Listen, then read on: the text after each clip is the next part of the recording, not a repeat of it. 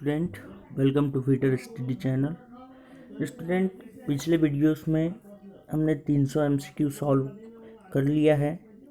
Student, ये video आपको कैसे लग रहे हैं प्लीज़ कमेंट बॉक्स में जाकर कमेंट अवश्य करें। और यदि चैनल को आपने सब्सक्राइब नहीं किया है तो चैनल को प्लीज़ आप सब्सक्राइब कर लीजिए। आज का जो ये वीडियो है, आज के इस वीडियो में हम 301 क्वेश्चन से स्टार्ट करते हैं, जो कि पूछा जा रहा है एक टेपर वर्क पीस का कोण। एक टेपर वर्क पीस इस तरह से एक जॉब है, उसका जो कोण है वह 60 डिग्री पूछा जा रहा है। यदि कंपाउंड रेस्ट विधि द्वारा टेपर काटना हो तो स्वीवेल बेस को कितने डिग्री पर सेट करना चाहिए। यहाँ पर कंपाउंड रेस्ट मेथड की बात की जा रही है, जो कि लेथ के टॉपिक से ये क्वेश्चन लिया गया है। अब यहाँ पर जो कंपाउंड रेस्ट होता है, कंपाउंड रेस्ट से जब भी कभी टेपर काटना होता है तो कंपाउंड रेस्ट से हमेशा 45 डिग्री का टेपर काटा जाता है। परंतु यहाँ पर कंपाउंड रेस्ट विधि पूछा जा रहा है, यहाँ 45 डिग्री जो टेपर कटा होता है, यहाँ ऑप्शन में पूछा जा रहा है 30 डिग्री, बी 60 डिग्री, सी 120 डिग्री और डी 15 डिग्री। तो यहाँ पर स्टूडेंट कंपाउंड रेस्ट विधि द्वारा यहाँ पर 45 डिग्री दिया नहीं है, यहाँ पर दिया है 30 डिग्री, बी 60 डिग्री, सी 120 डिग्री और डी 15 डिग्री। तो कंपाउंड रेस्ट विधि द्वारा जब टेपर काटना होता है तो यहाँ पर इसका जो फॉर्मूला होता है यह होता है टेन थीटा, जो कि एक कोण का मान होता है, equal capital D minus small D upon 2L। तो यहाँ पर जो कैपिटल डी जो शो कर रहा है वह जॉब का जो बड़ा डायमीटर होता है, मेजर डायमीटर को हम शो करते हैं। स्मॉल डी जो जॉब का स्मॉल डायमीटर होता है उसको शो करने के लिए इस्तेमाल किया जाता है, और 2 इसका मान लिया जाता है, और L जो होता है यह टेपर की लंबाई होती है। अब इस क्वेश्चन के अकॉर्डिंग यहाँ पर पूछा जा रहा है टेपर वर्कपीस का कोण 60 डिग्री है। तो यदि टेपर वर्कपीस का कोण 60 डिग्री होता है तो इसके लिए जो कंपाउंड रेस्ट विधि द्वारा टेपर काटना है तो उसे हम 30 डिग्री में सेट करते हैं। नेक्स्ट क्वेश्चन है, फ्लैट चीजल के कटिंग एज पर थोड़ी सी कन्वेक्सिटी बनाई जाती है। ये क्वेश्चन फिर से रिपीट हो चुका है। यहाँ पर हम चीजल को स्केच कर लेते हैं। तो ये चीजल में ये जो भाग होता है ये हल्का सा कॉन्वेक्स क्यों बनाया जाता है? वो कॉन्वेक्स इसीलिए बनाया जाता है ताकि शार्प कॉर्नरों को काटने के लिए, कटिंग एज तक लुब्रिकेंट पहुंचाने के लिए, गोलाई वाली सरफेसों को काटने के लिए, या फिर कटिंग एज के सिरों को धातु में धंसने से रोकने के लिए। तो स्टूडेंट यहाँ पर कन्वेक्सिटी का मीनिंग होता है उत्तलता।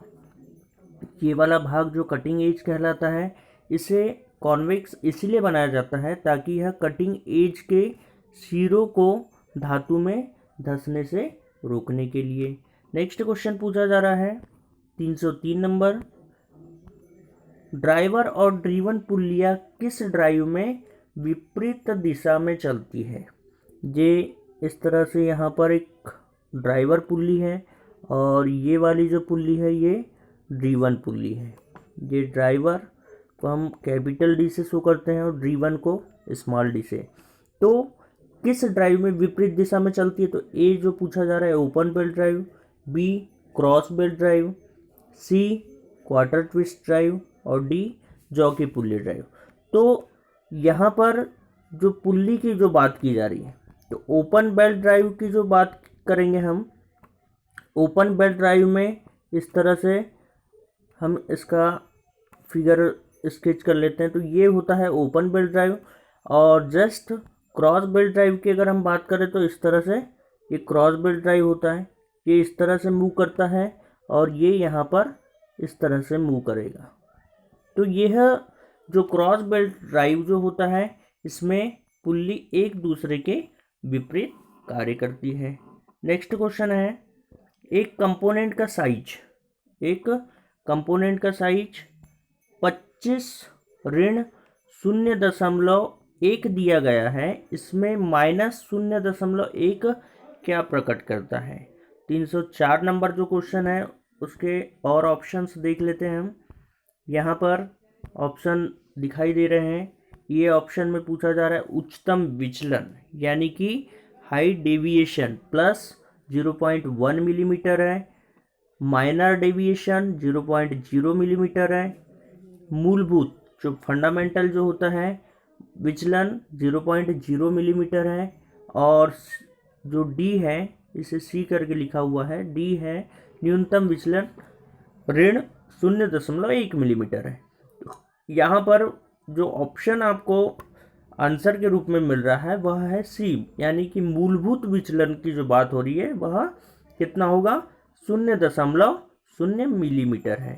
नेक्स्ट क्वेश्चन है कटिंग टूल के मूवमेंट द्वारा वर्क सरफेस पर बनने वाला पैटर्न कहलाता है। कटिंग टूल के मूवमेंट द्वारा वर्क सरफेस, ये यहाँ पर कोई वर्क सरफेस है और इस तरह का ये कोई कटिंग टूल है, इसके चलने से मूवमेंट का मीनिंग है इसका चलना, वर्क सरफेस पर बनने वाला पैटर्न। तो बनने वाला पैटर्न क्या कहलाएगा, सरफेस टेक्सचर, बी वेवीनेस, सी रफनेस, डी रफनेस स्पेसिंग। तो स्टूडेंट ये जब मूवमेंट करता है किसी भी सरफेस के ऊपर तो ये इस तरह से यहाँ पर निशान छोड़ते हुए चलता है, जिसे हम सरफेस टेक्सचर कहते हैं। क्या कहेंगे, सरफेस टेक्सचर कहेंगे। तो हमारा ये सही उत्तर होगा। नेक्स्ट क्वेश्चन है 306 नंबर, साइन बार के एक सिरे पर स्टॉपर लगा होता है, इसका क्या कार्य होता है।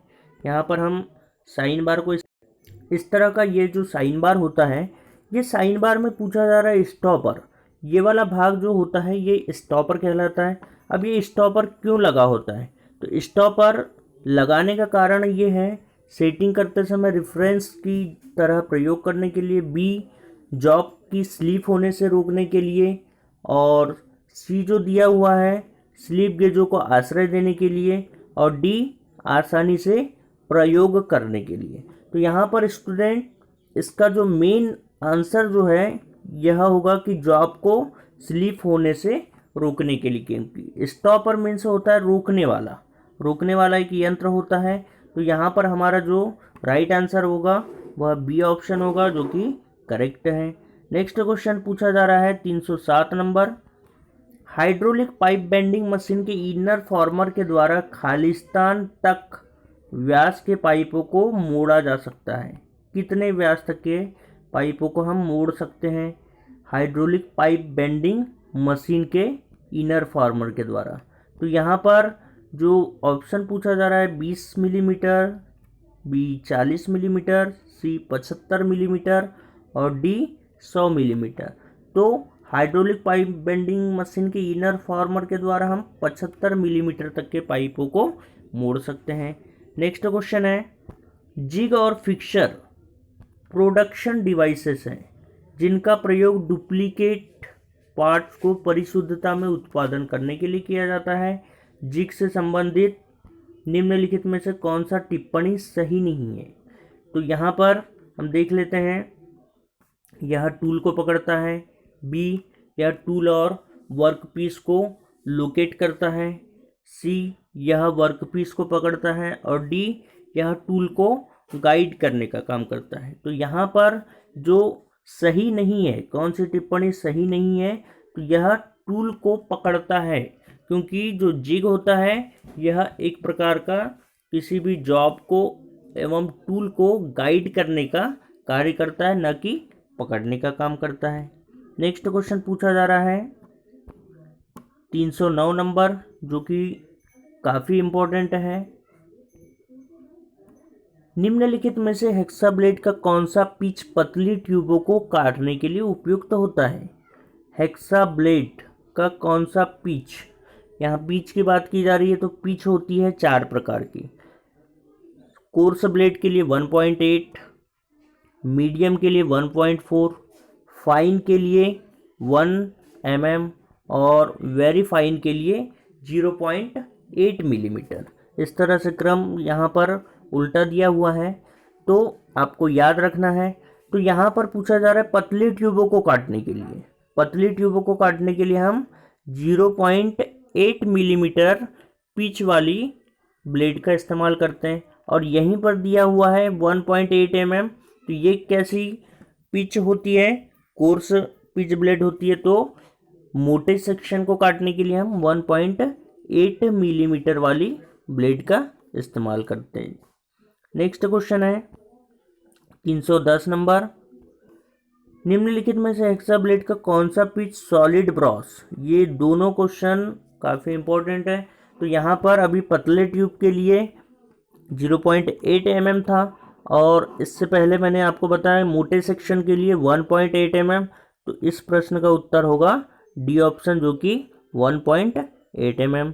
नेक्स्ट क्वेश्चन ब्लेड से ही पूछा जा रहा है 311 नंबर, कुछ स्ट्रोकों के बाद कभी कभी नया हेक्सा ब्लेड ढीला हो जाता है, निम्नलिखित में कौन सा कारण हो सकता है। जब आप नया ब्लेड लगाते हैं तो 1 से 2 स्ट्रोक में भी आपका जो हेक्सा ब्लेड होता है वह ढीला हो जाता है। क्या कारण है? ए, ब्लेड का पिच उपयुक्त न होना, बी, ब्लेड पर दांतों की सेटिंग उपयुक्त न होना, सी, ब्लेड में तनाव के कारण, और डी पूछा जा रहा है ब्लेड को फ्रेम में सही न बांधना। तो ये होता है स्टूडेंट, जब ब्लेड में टेंशन आप सही नहीं देते हैं तब ये क्या होता है, ढीला हो सकता है। तो राइट आंसर सी ऑप्शन होगा। नेक्स्ट क्वेश्चन है 312 नंबर, पतले सेक्शनों की कटिंग के लिए यह सुनिश्चित करना चाहिए, पतले सेक्शनों की कटिंग के लिए यह सुनिश्चित करना चाहिए। क्या सुनिश्चित करना चाहिए? तो यहाँ पर ऑप्शन पूछा जा रहा है, ब्लेड का केवल एक दांत जॉब के संपर्क में होना, और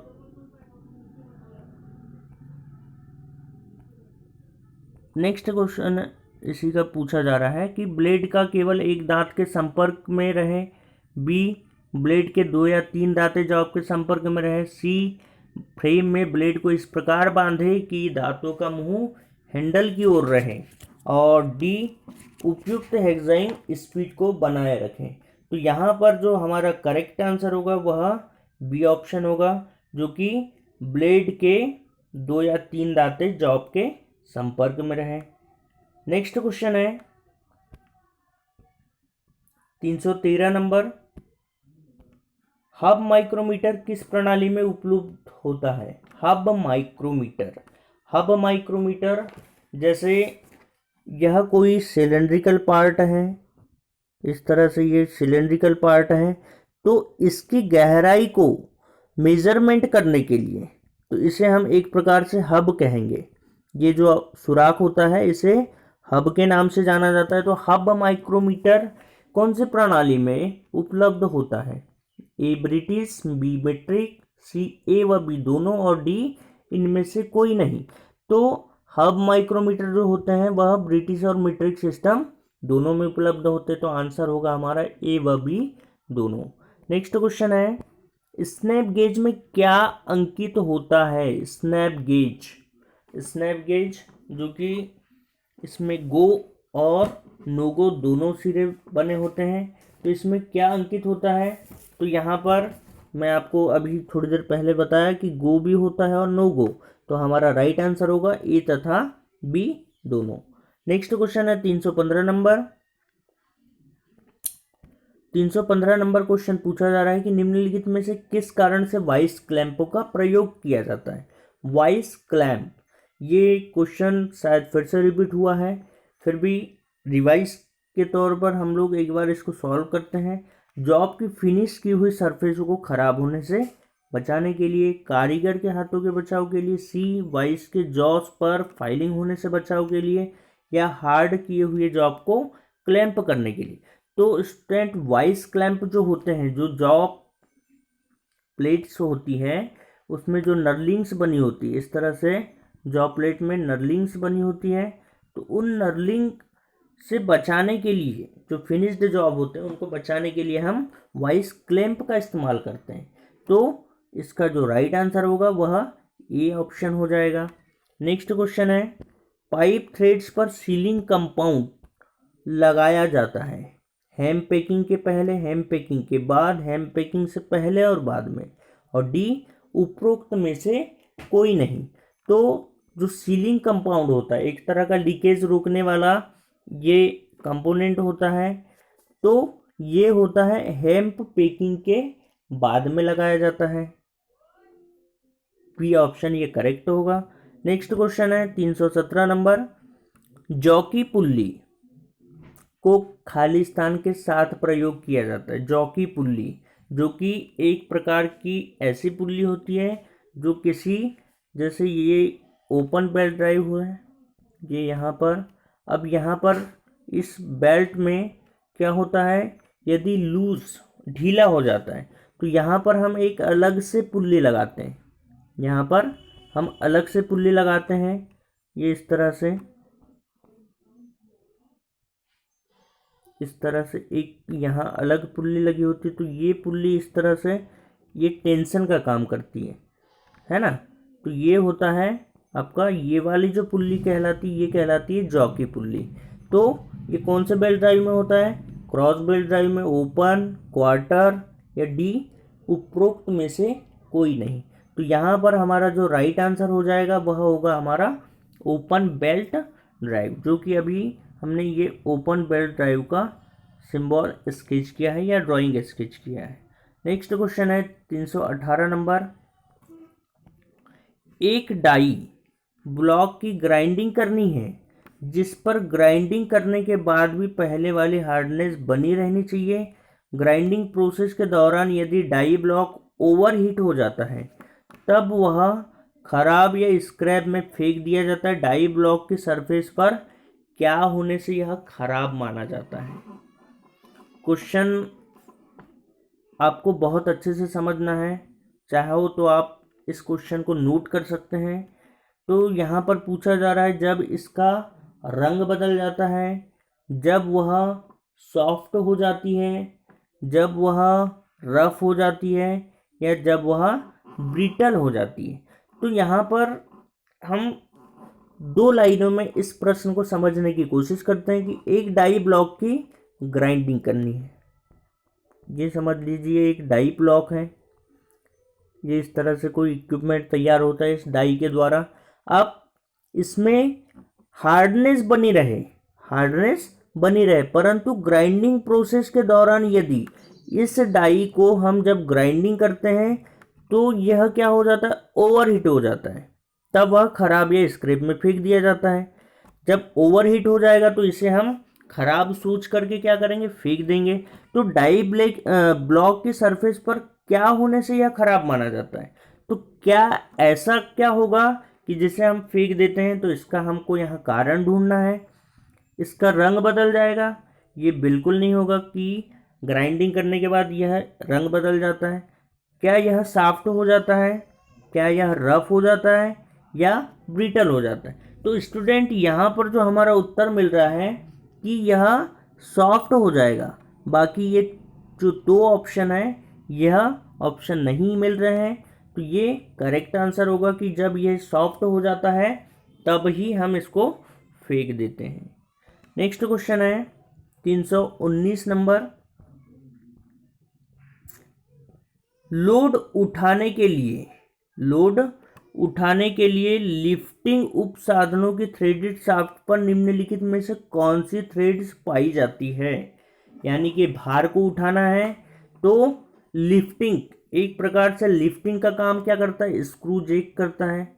ये इस तरह से स्क्रू जैक बना हुआ है, यहाँ पर हम इसका बेस बना दे रहे हैं।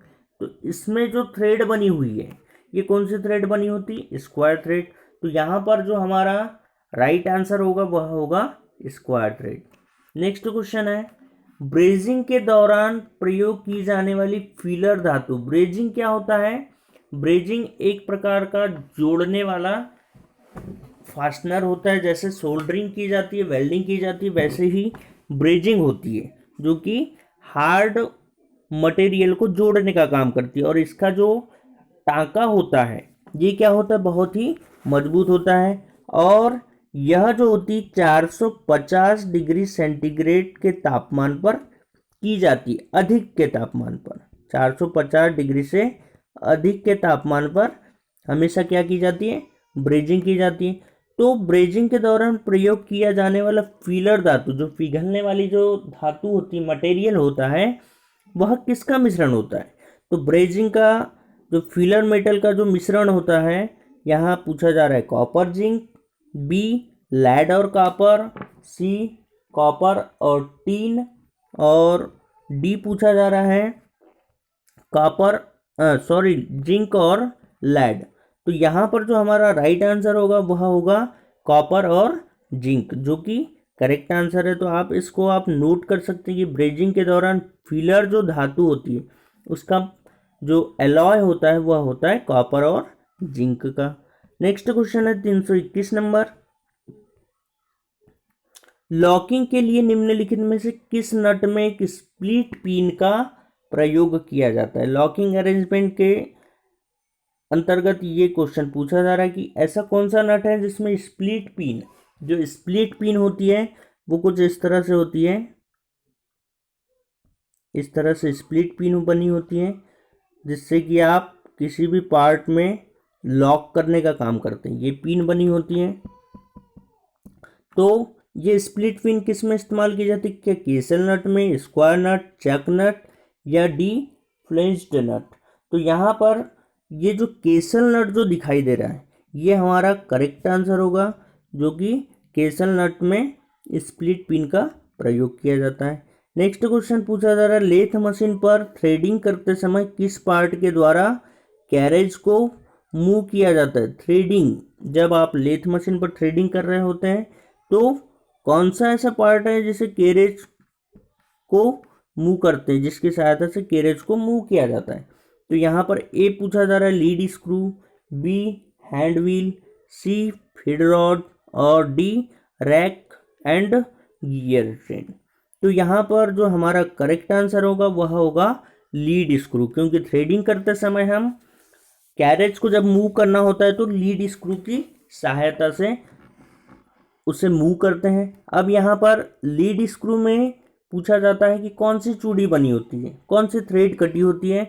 तो इसमें चूड़ी बनी होती एक में थ्रेड, जिसका पॉइंट एंगल कितना होता है? 29 डिग्री का होता है। नेक्स्ट क्वेश्चन है 323 नंबर,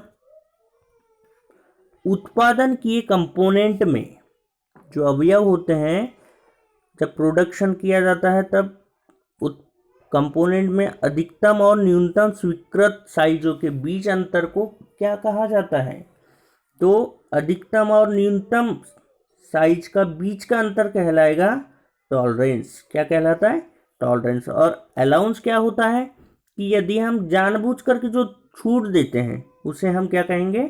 अलाउंस कहेंगे। तो ये दो चीज़ें याद रखना है आपको, इससे पहले भी हमने इस प्रकार के प्रश्न को हल करवाया था। क्वेश्चन नंबर 324, निम्नलिखित में से किस विधि का प्रयोग लेप पर एब्रेसिव लगाने के लिए किया जाता है? ये जो प्रश्न पूछा जा रहा है यह सरफेस फिनिश से रिलेटेड प्रश्न है। तो यहाँ पर आप देखेंगे कि लैप, तो लैप के बारे में आप ज़्यादा जानकारी के लिए सरफेस फिनिश वाला जो टॉपिक है उसको आप रीड कर सकते हैं। तो यहाँ पर पूछा जा रहा है किस विधि का प्रयोग लैप पर एब्रेसिव लगाने के लिए किया जाता है? तो वह कौन सी विधि होती है जिससे कि एब्रेसिव लगाया जाता है लेप के ऊपर? उसे हम क्या कहेंगे? Lapping, B fixing, C charging, और डी रबिंग। तो इस विधि को हम क्या कहते हैं? चार्जिंग। यानी कि लेप के ऊपर एब्रेसिव लगाने की जो प्रक्रिया होती है वो क्या कहलाती है? चार्जिंग कहलाती है। बहुत ही इम्पोर्टेंट क्वेश्चन है, आप इसे भी नोट करते चलिए। नेक्स्ट क्वेश्चन है जो कि आज के इस वीडियो का लास्ट क्वेश्चन होगा, कास्ट आयरन में ड्रिलिंग करते समय उपयोग किया जाने वाला कूलेंट होना चाहिए। स्टूडेंट फिर से ये क्वेश्चन रिपीट हो चुका है, फिर भी रिवाइज कर लीजिए आप। तो यहाँ पर ऑप्शन है सूखी हवा, बी मिट्टी का तेल, सी मशीन ऑयल, और डी साफ्ट पानी। तो यहाँ पर स्टूडेंट सूखी हवा means compressed air. Compressed air की बात की जा रही है। मिट्टी का तेल, केरोसिन, मशीन ऑयल होता है, और साफ पानी, मृदु जल। तो यहाँ पर हम जो कूलेंट के रूप में प्रयोग करते हैं वह होता है हमारा कंप्रेस्ड एयर, जिसे हम सूखी हवा भी कहते हैं। तो स्टूडेंट, आज के लिए इतने ही क्वेश्चन हैं। नेक्स्ट वीडियो में 326 से MCQ स्टार्ट करेंगे। तब तक के लिए ऑल द बेस्ट।